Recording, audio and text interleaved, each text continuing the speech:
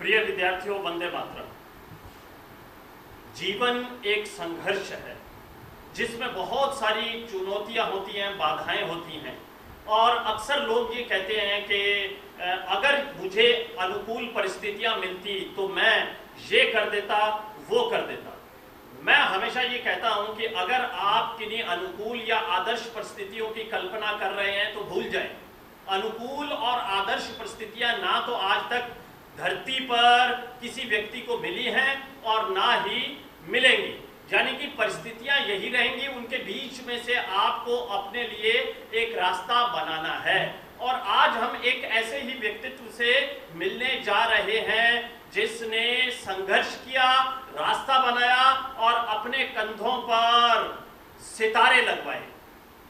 तो आइए मिलते हैं सुभाष वर्मा से, जिनकी राजस्थान पुलिस सब इंस्पेक्टर भर्ती परीक्षा 2016 में 208वीं रैंक आई है।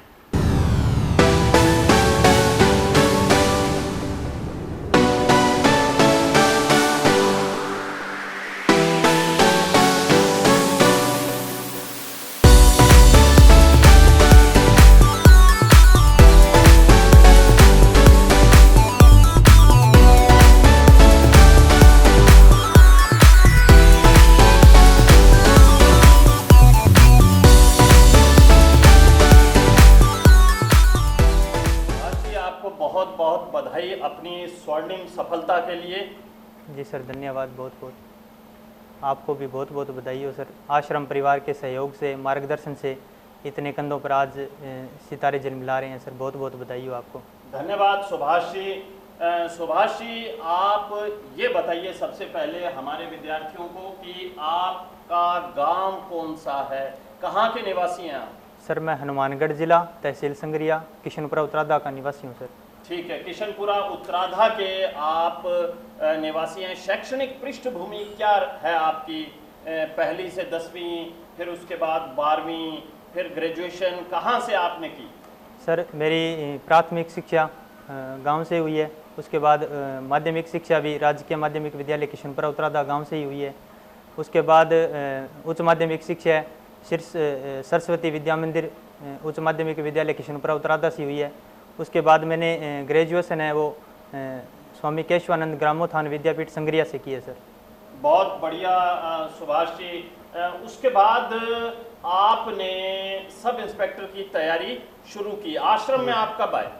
सर, मैं आश्रम में नवंबर 2016 से जुड़ा हुआ हूँ सर। नवंबर 2016 से आप जुड़े हैं। इस हिसाब से लगभग 4.5 साल बीत चुके हैं आपको आश्रम से जुड़े हुए। बहुत ही बढ़िया सुभाष जी। अच्छा, मुझे ये बताइए कि आपने अपनी सब इंस्पेक्टर की तैयारी के लिए किन किन पुस्तकों का अध्ययन किया?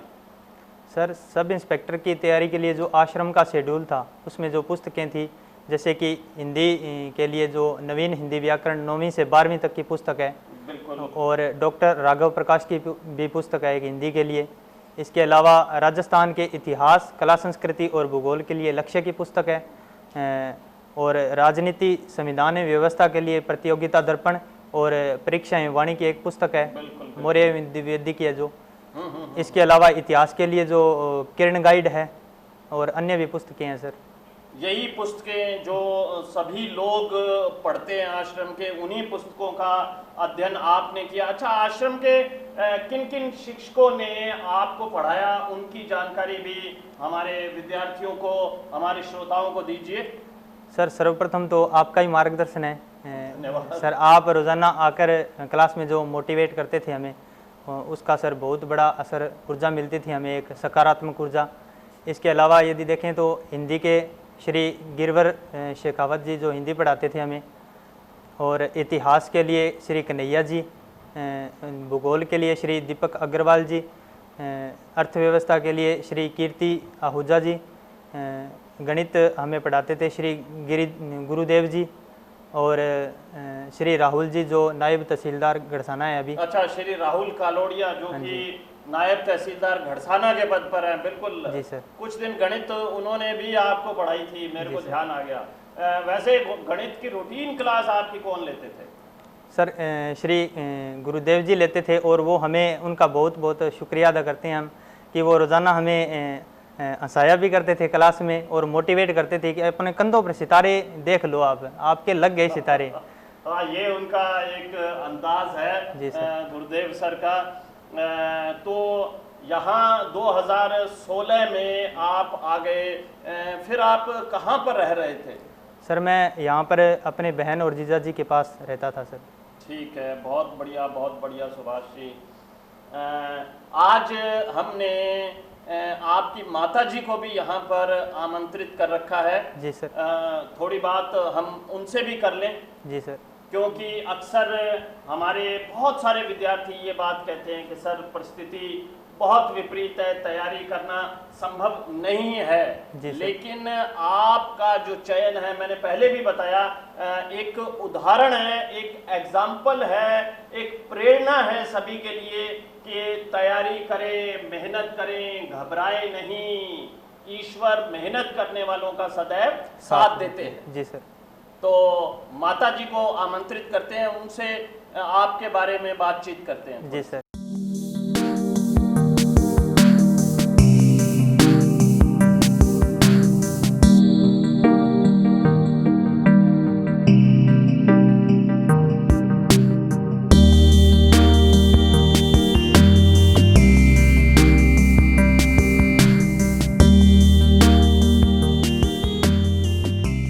आपको बहुत बहुत बधाई माता जी।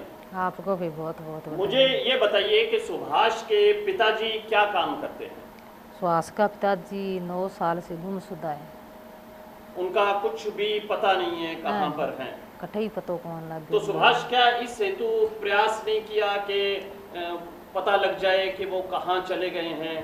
सर इसके लिए हमने बहुत प्रयास किया था, पुलिस में इन्फॉर्म भी किया था कि वो गुमशुदा हो गए हैं और आसपास जैसे रिश्तेदारों ने बताया था और बहुत तलाश की थी सर, कोई उनका आज तक पता नहीं लगा। आज तक पता नहीं लगा। क्या पहले भी कभी ऐसा हुआ था कि वो चले गए हों और फिर वापस आ गए हों? सर जैसे आस पड़ोस के लोग या फिर मेरे दादाजी खुद बताते थे कि तेरे पिताजी को शुरुआत से ही बचपन से निकलने की आदत थी घर से, तो जैसे आ जाते थे, चले जाते थे, आ जाते थे, 5-6 महीने, साल भर। कोई गांव का जाता था, वो ले आता था, फिर घर पर जैसे रोजगार कर लेते थे, कोई काम कर लेते थे, ये था। ठीक है, मतलब पूर्व में भी ऐसा हो चुका है। तो उस दौरान जब वो रहते थे तो किन की संगत में रहते थे? सर वो साधु संतों की संगत में रहते। मतलब इस तरह से आना जाना उनका लगा रहता था और अब एक लंबे समय से उनका पता नहीं है। तो माता जी फिर किस तरह से आपकी गुजर बसर चलती है? जमीन आपकी कितनी है? जमीन तो सर नहीं है हमारी। जमीन नहीं है तो फिर आय का क्या स्रोत रहा? आपने बच्चे को पढ़ाया भी अपने? सर भाई मैं दिहाड़ी तो करती हूँ। ठीक है भाई मैं रोजगार चाल है हमारे 100 दिनांगों भी मैं जाऊँ।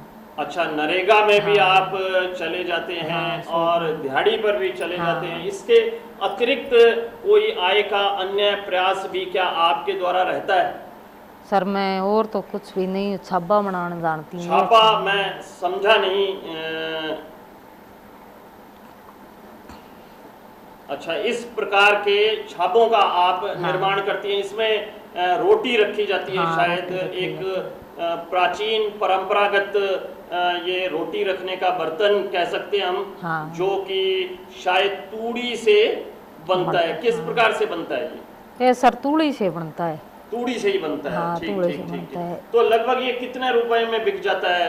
ये सर भी पास ले जाते 250 को लीजिए, गाँव में दूँ तो मैं 200 रुपया में दे दूँ। 200 से 250 रुपए में बिक जाता था। तो आप देख सकते हैं कि सुभाष की माता जी ने कितनी विपरीत परिस्थिति में काम करते हुए सुभाष को सब इंस्पेक्टर जैसे ऊंचे मुकाम पर, ऊंचे पद पर पहुंचाया है। तो निसंदेह माता जी आपकी जो एक लक्ष्य है, एक सेवा है, एक अपने पुत्र के प्रति स्नेह है, वो सितारों के रूप में शीघ्र ही इनके कंधों पर, सुभाष के कंधों पर जगमगाएगा। तो आपको बहुत बहुत बधाई और आपके इस प्रयास को भी मैं प्रणाम करता हूँ, नमन करता हूँ। आपको भी सर बहुत बहुत बधाई हो है थारी भाई थारी वो लग गया थारी इन सियासियों भाई थे पढ़ाए है ना अच्छो लिखाए है भाई मैं तो इन्हें पढ़ा गए रठा गाल दियो मैं कि तेरी बहन कन उड़ जा भाई अठा तो गाँव में कौन पढ़ी जा दिहाड़ी करा भाई दिहाड़ी उड़ जागो तू 12 उड़ जा 12 उड़ जिसे तो पढ़ जागो फिर अठे आपने बटाऊ रहे बटाऊ माँ कन गाल दिया तो बहन अच्छो पढ़ाए। ठीक है, मतलब सुभाष ने अपना अध्ययन सूरतगढ़ में अपनी बहन के पास रहते हुए पूर्ण किया है। हाँ। उनका भरपूर सहयोग आपको प्राप्त हुआ सुभाष, और आज हमने आपकी बहन श्रीमती सुनीता देवी को भी आमंत्रित कर रखा है, तो उन्हें आमंत्रित करते हैं, उन्हें बुलाते हैं और उनसे बातचीत करते हैं। आपकी दिनचर्या की रिपोर्ट लेते हैं कि आप किस तरह से पढ़ाई करते थे।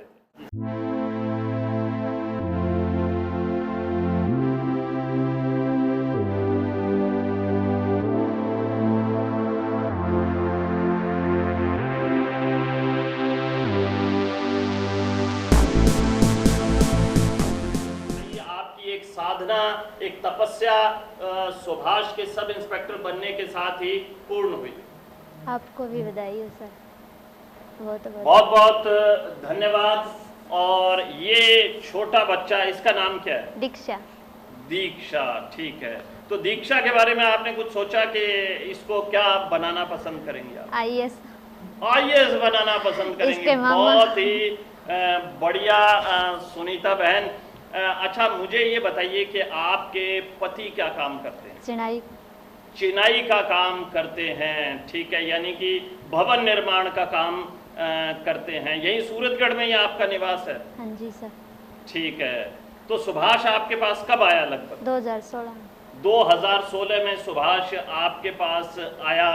तो जैसे मान लीजिए सुभाष पढ़ने के लिए सूरतगढ़ में आया, तो घर में कई बार बात उठती है कि ये भाई को क्यों बुलवा लिया, इससे तो दिक्कत हो जाएगी। क्या आपके घर में इस तरह की कोई बात कभी नहीं उठी? ना सर, सारा ही क्यों यहाँ कह दे कि इन्हें पढ़ाओ अच्छी तरह योग्य है वो, इनका थानेदार बन जाएगो, अच्छी सारा परिवार यहाँ से होग दियो बढ़िया। तो अब तो ये थानेदार बन गया, आपको क्या फीलिंग, क्या महसूस होता है? बहुत अच्छा महसूस होता है। बहुत अच्छा महसूस होता है। अच्छा, हम अक्सर बच्चों से पूछते हैं कि आपकी क्या दिनचर्या रहती थी, कितने बजे उठते थे, कितने बजे तक पढ़ते थे, कितने घंटे पढ़ते थे? तो सुभाष की क्या दिनचर्या रहती थी, कितने बजे सुबह उठ जाता था? सुबह 4 बजे उठता। 4 बजे उठ जाता था, ठीक है। और फिर क्या करता? फिर आप इसको चाय बना कर देती होंगी? नहीं सर, अपने आप बनाता था। अपने आप ही बना लेता था सुभाष चाय, ठीक है। फिर 7 बजे सर्दियों में 7 बजे क्लास लगती आश्रम में। बिल्कुल, बिल्कुल। 10 बजे छुट्टी हो जाती, फिर आगे खानों खा गए, फिर पढ़ाई में बैठ जान। तो मैं कहती पढ़ नहीं करना बेटा, मंडा पढ़ ले। देखिए थोड़ी देर सो जाई कर कह नहीं भाई थानेदार बनना है मैं जल्दी करके। फिर सारा दिन पढ़ाई कर, तो थोड़ी देर आप मेरा बेटो है एक मोहित, भी पढ़ा दें, तो फिर रात ने 1 बजे तक ही पढ़ता हूँ। 1 बजे तक? हाँ। तो फिर तो ये सुभाष जी क्या 3 ही घंटे सोते थे, या आपकी बहन कुछ थोड़ी देर पूर्ण वर्णन कर रही हैं आपके स्नेह में? 3-4 घंटे सोता था मैं रात को। 3-4 घंटे सोते थे। और दिन में फिर क्या सुभाष सोता था? हाँ, थोड़ी देर आराम कर, 2 घंटे 1.5 घंटा सो। थोड़ी देर आराम करता था, ठीक है, ठीक है, ठीक है, ठीक है। तो मतलब सारा दिन रात एक ही बिंदु पर सुभाष का लक्ष्य था कि पढ़ाई करनी है और थानेदार बनना है, पढ़ाई करनी है और थानेदार बनना है। कभी ऐसा नहीं लगा कि सुभाष आपके पास आया हो निराशा में कि नहीं अब नहीं होता? थोड़ी उम्मीद तो छोड़ दी थी सर। बीच में ऐसा था कि भाई उम्मीद छोड़ दी थी या निराश हो गया? पहला और चीज की तैयारी करना चाहो, एसएससी यारी, फिर इंगो फार्म भराइडो एसआई यारो। मैं क्यों तू एक ही लक्ष्य रख ले, एसआई यार तैयारी कर ले। बहुत ही बढ़िया। मैं अक्सर ये कहता हूं कि व्यक्ति का लक्ष्य एक ही होना चाहिए और एक ही बिंदु पर केंद्रित होना चाहिए। और सुनीता बहन ने तो इस छोटी गुड़िया के बारे में भी ये कह दिया कि इसका लक्ष्य रहेगा आईएएस बनना। तो निसंदेह लक्ष्य और लक्ष्य के प्रति समर्पण सफलता के लिए बहुत ही ज़रूरी है। तो अब सब आस पड़ोस वाले, घर वाले, परिवार वाले क्या रिएक्ट कर रहे हैं, क्या बात वो कह रहे हैं जबकि सुभाष थानेदार बन चुका है? सारा कह भाई बहुत अच्छा है, भाई तेरे भाई मेहनती हो, बढ़िया अच्छी तरह तैयारी करी, लाग गयो, सारा ही बहुत ही बढ़िया राजी हो गया यहाँ के कह तेरे भाई अब थानेदार बन गयो, सारा बधाई देवे, बहुत राजी तो हो रहे हैं। आपकी क्या क्वालिफिकेशन है, आप कहाँ तक पढ़ी हैं? बीए फाइनल करूँगा। अच्छा, बीए फाइनल आप कर रही हैं, ठीक है, बहुत ही बढ़िया। यानी कि शिक्षा के प्रति आपका एक जुड़ाव है, समर्पण है। बहुत बहुत धन्यवाद सुनीता बहन। और एक बार हम फिर से सुभाष से रूबरू होते हैं। सुभाष, हम लोगों ने आपकी माताजी से बात की, उनके संघर्ष की बात की, आपकी बहन से बात की, उनकी एक जिजीविषा की बात की कि मेरा भाई लक्ष्य को प्राप्त करे और इसके प्रति जो उनका समर्पण था और आपके प्रति जो सहयोग और स्नेह था उसकी भी चर्चा हमने सुनीता बहन से की। इसके अतिरिक्त आप हमें जानकारी दीजिए पारिवारिक पृष्ठभूमि की, कि किस तरह से सारी व्यवस्थाएं चली, क्योंकि काफ़ी चुनौतीपूर्ण स्थिति थी आपकी। जी सर, मैं बताना चाहूँगा कि पारिवारिक स्थिति, आर्थिक स्थिति मेरी बहुत कमज़ोर थी। तो जैसे मैं 8वीं में था तो उसी वक्त जैसे आर्थिक स्थिति के कारण मुझे दिहाड़ी मजदूरी भी करनी पड़ी। ठीक है। उसके बाद जैसे 8वीं हो गई, 9वीं हो गई तो 1.5 महीने की जैसे छुट्टियां होती थी, उसमें मैं दिहाड़ी करके और परिवार का गुजर बसर करवाता था। परिवार का गुजर बसर भी हो गया और आपकी एजुकेशन पर जो खर्चा होना चाहिए, हाँ जी, स्कूल की फीस आदि, हाँ जी, वो भी हो जाता था। ठीक है। तो जैसे 12वीं करते ही, 12वीं मैंने गांव से ही की थी। तो उसके बाद एक बार जैसे सर मेरे पास एग्रीकल्चर थी 12वीं में, तो मेरा ये लक्ष्य था कि मैं जेट क्लियर करके आगे बीएससी करूँगा और आगे अन्य स्कोप जो मुझे बताए गए थे। तो सर मेरा जेट क्लियर नहीं हो पाया, उसके कारण बहुत निराशा हुई। तो मैंने एक बार ये ठान लिया था कि मैं कोई हाथ का काम सीख लूँ, इससे तो अच्छा है। तो सर मैं 2013 में जैसे मेरी बीए हो गई, ये 12वीं होने के बाद मैं यहाँ सुरतगढ़ आ गया था अपने जीजा जी के पास। तो मैंने कहा कि मुझे कोई काम सिखा दीजिए, वो चिनाई का काम करते हैं। तो उन्होंने मुझे कहा था कि ये तो कभी कर लेना, लेकिन अभी पढ़ाई कर लो। तो सर जैसे 10-15 दिन मैंने काम किया था यहाँ पे, तो उसके बाद मुझे लगा कि नहीं, मैं इसके लिए नहीं बना हूँ, तो मुझे पढ़ाई करनी चाहिए आगे। बहुत बढ़िया। इसमें आपके जीजा जी का सदैव योगदान याद किया जाता रहेगा कि भाई उन्होंने आपको प्रेरित किया कि पढ़ाई कीजिए। जी सर। तो उसके बाद मैंने फर्स्ट ईयर में एडमिशन लिया और उसके बाद रोज़गार के लिए मैं मिस्त्री के साथ दिहाड़ी पे जाता था। तो मुझे बहुत काम कर लिया था मैंने सीमेंट का, तो उसके कारण मुझे शरीर पर रिएक्शन होने लगा था, प्रतिक्रिया होने लगी थी सीमेंट के कारण, तो जिससे मुझे खुजली होने लगी थी। तो उसके बाद मैंने सीमेंट का काम छोड़ दिया। तो सेकेंड ईयर जैसे मैं कर रहा था, उसी दौरान सादुल शहर में मैंने 7-8 महीने एक दुकान पर काम किया था, 3000 रुपये मात्र महीने में। ठीक है। तो उसमें बहुत सारा भाग दौड़ करनी पड़ती थी, शाम को थका हारा घर आता था, लेकिन सर परिवार के पालन पोषण के लिए करना पड़ता था। फिर 2016 में जैसे ही मेरी बीए कंप्लीट हो चुकी थी, तो मैंने खेतों में काम किया 3-4 महीने दिहाड़ी करके और पढ़ाई के लिए पैसा इकट्ठा किया। फिर माताजी ने कहा कि तू होशियार है, तो तू अपना भाग्य आजमा ले और तू घर से बाहर निकल और सरकारी नौकरी के लिए प्रयास कर, तू होशियार है। तो माताजी और मेरी बहन के बीच ये चर्चा हुई कि बहन जी ने कहा कि यहाँ पे सुरतगढ़ भेज दीजिए, यहाँ पर भाटिया आश्रम है, तो वहाँ पर उसको तैयारी करवा देंगे। तो उनके बीच चर्चा हुई और मैं यहाँ पर आ गया सर 2016 में। ठीक है। बहुत ही बढ़िया सुभाष, बहुत ही प्रेरणास्पद है आपकी जो संघर्ष गाथा है। निसंदेह हमारे विद्यार्थियों को बहुत ही प्रेरणा मिलेगी जो कई बार कहते हैं कि सर परिस्थिति अनुकूल नहीं है। सर आपने बहुत बार कहा है कि परिस्थितियाँ अनुकूल नहीं होती है, कभी भी नहीं होंगी, आगे भी नहीं होंगी। तो आपकी बहुत सी बातें हैं जिनका मैं जिक्र करना चाहूँगा। सर मैं जैसे 2016 में आश्रम मैंने ज्वाइन किया था, तो जैसे 2017 जनवरी में पेपर होना था एसआई का। ठीक है, तो मुझे पता नहीं था कि क्या शेड्यूल होता है। आप क्लास में आते थे लेकिन मुझे पता नहीं होता था कि आप ही भाटिया जी हैं। लोग कहते थे कि भाटिया सर ऐसे हैं वैसे हैं, मुझे पता नहीं था। तो नहीं सर, तो वो पता नहीं था। फिर मैंने पूछा कि ये भाटिया जी करते हैं, ये कौन है? तो मेरे विद्यार्थी पास में बैठते थे, वो कहते हैं कि रोज़ाना आते हैं, हमें मोटिवेट करते हैं, वही तो हैं भाटिया सर। तो आप सर जैसे आते थे तो हमें बहुत अच्छा लगता था। और 2017 में जनवरी में पेपर होना था, लेकिन मेरी तैयारी बिल्कुल नहीं थी क्योंकि मैं नवंबर 2016 में आया था। तो आप आते थे क्लास में, कहते थे कि शेड्यूल कंप्लीट कर लिया क्या, बड़ा पेपर कब है? मुझे कुछ समझ में नहीं आता था क्योंकि मैं दिहाड़ी मजदूरी करते हुए आया था। आप स्टार्टिंग में आए थे, ये बात मैं बताना चाहूँगा हमारे विद्यार्थियों को कि जो आश्रम का काम करने का तरीका है वो प्रारंभिक अवस्था में समझ में ही नहीं आता कि ये तरीका क्या है। जी सर। लेकिन फिर धीरे धीरे वो आत्मसात होने लगता है और व्यक्ति लक्ष्य की ओर अग्रसर होता है। जी सर। तो जैसे सर मैंने सारी दुख विपदा देखी है जीवन में, तो मैं भाटिया आश्रम से जुड़ा और आपका सहयोग रहा, आपके मार्गदर्शन के हिसाब से मैं चला। आपने बहुत सी बातें, जैसे आपने एक जीवन का निचोड़ निकाला है जो मैंने आज तक कहीं पर भी नहीं देखा। जो आप क्लास में 5 बातें बताते थे उनका मैंने स्मरण किया हमेशा, और उन्हीं के मार्गदर्शन, आपके मार्गदर्शन से सर मैं चला हूँ और आज इस पद पर आया हूँ सर।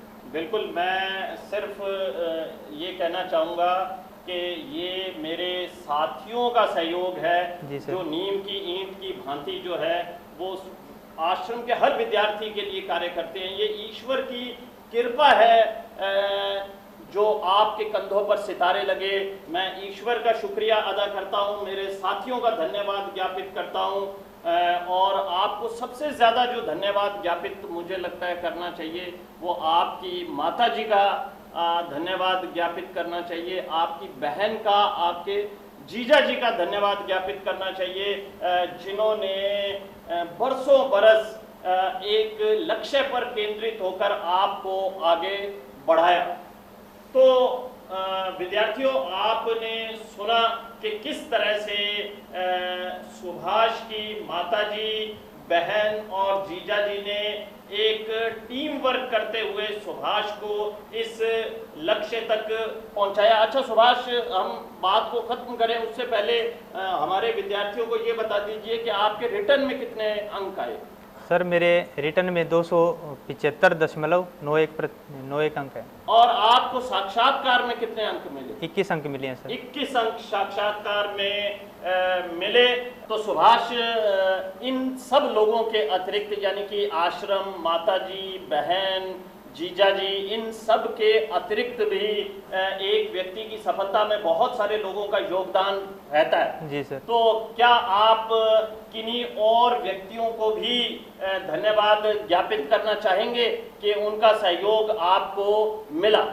जी सर, मेरा एक छोटा भाई है संजय, लेकिन है वो छोटा, लेकिन उसने मेरे बड़े भाई का कर्तव्य निभाया है सर। बहुत बढ़िया, बहुत सर बढ़िया। जैसे मैं 2016 से यहाँ पे आया हूँ तो वो सर घर संभाल रहा है, दिहाड़ी मजदूरी करके वो भी मेरी तरह अभी काम कर रहा है। तो सर उसका भी बहुत बहुत धन्यवाद करना चाहता हूँ। इसके अलावा मेरे चाचा जी हैं श्री जीतराम जी वर्मा, और मेरी मौसी जी हैं श्रीमती सोना देवी, और मेरे 2 छोटे भाई हैं यानी उनके लड़के सुनील और पवन, और एक बहन सुशीला। उनका भी सर बहुत योगदान है। बहुत बढ़िया, बहुत ही बढ़िया। जी सर, उन्होंने मुझे हमेशा है वो प्रोत्साहित किया है कि अपने लक्ष्य की ओर अग्रसर होता रहे तू, और तू होशियार है, तू अवश्य लगेगा। तो सर उनका भी बहुत बड़ा योगदान है इसमें। इसके अलावा देखें तो सर आश्रम परिवार में आने के बाद मुझे एक ऐसी मित्र मंडली मिली जिसका सर मैं ईश्वर से शुक्रिया अदा करता हूँ। जैसे अभी थानेदार चयनित हुए हैं, बंसी लाल है, विक्रम जाखड़ है, अभिषेक स्वामी है, और महेंद्र जी हैं, और अन्य भी मेरे साथी हैं, जुगल किशोर जी हैं, उनका भी बहुत बड़ा योगदान है सर। समय समय पर उन्होंने मुझे प्रोत्साहित किया है और उनका हर समय मुझे योगदान मिलता रहा है सर। बहुत ही बढ़िया। निसंदेह एक व्यक्ति की सफलता में अनेक लोगों का योगदान होता है, समर्पित भाव से किया गया योगदान होता है। इन सबको आपने धन्यवाद ज्ञापित किया, ये बहुत ही बड़ी बात है। तो बहुत बहुत धन्यवाद सर। मेरी माता जी अपने हाथों की कारीगरी से एक तोहफा आपके लिए लाई हैं सर। ये सब